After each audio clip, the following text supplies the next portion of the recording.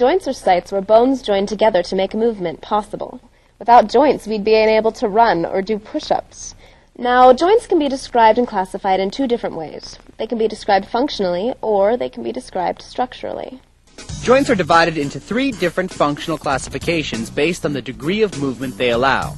These classifications are synarthroses, amphiarthroses, and diarthroses. Synarthroses refer to joints that are immovable. These types of joints are found in places like the cranium. Synarthrotic joints lock bones together. They just won't budge. The classification amphiarthroses refer to joints that are slightly movable.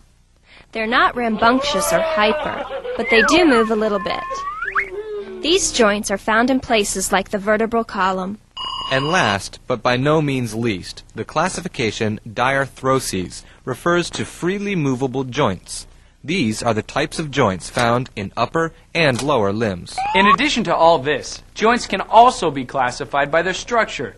The three structural joint classifications are fibrous joints, cartilaginous joints, and synovial joints. The first structural joint we'll talk about is the fibrous joint. Some joints have little fluid-filled spaces between bones. These little fluid-filled spaces are called joint cavities. Fibrous joints do not have joint cavities.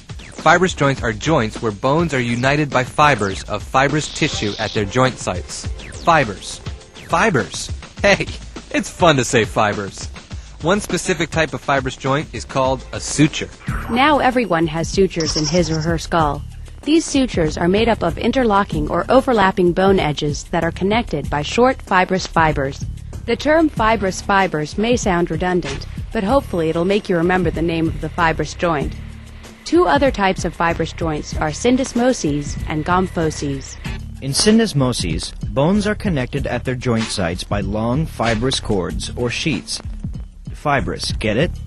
You can find an example of this joint in the lower leg, between the tibia and the fibula. Another cool fibrous joint is the gomphosis. Gomphoses are the joints that connect the teeth to their tiny bony sockets in the jaw. They are attached with fibrous periodontal ligaments. Are you catching a trend here? Fibrous joints use fibers.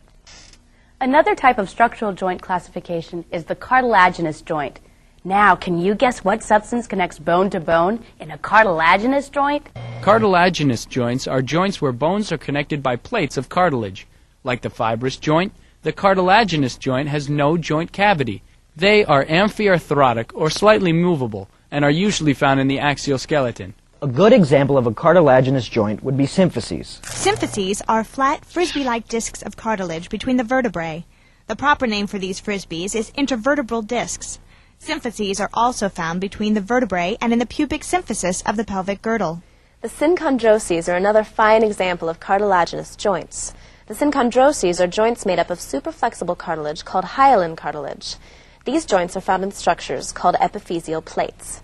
Epiphyseal plates are found in long bones like the humerus and the femur. These plates allow for linear bone growth in places like your arms and legs. That's longitudinal growth. The final structural classification is the synovial joint. These joints consist of bone ends that are separated by a joint cavity filled with synovial fluid. Synovial fluid is a liquid that reduces friction between bones. Synovial joints come in 6 exciting varieties: gliding, hinge, pivot, ball and socket, saddle, and condyloid.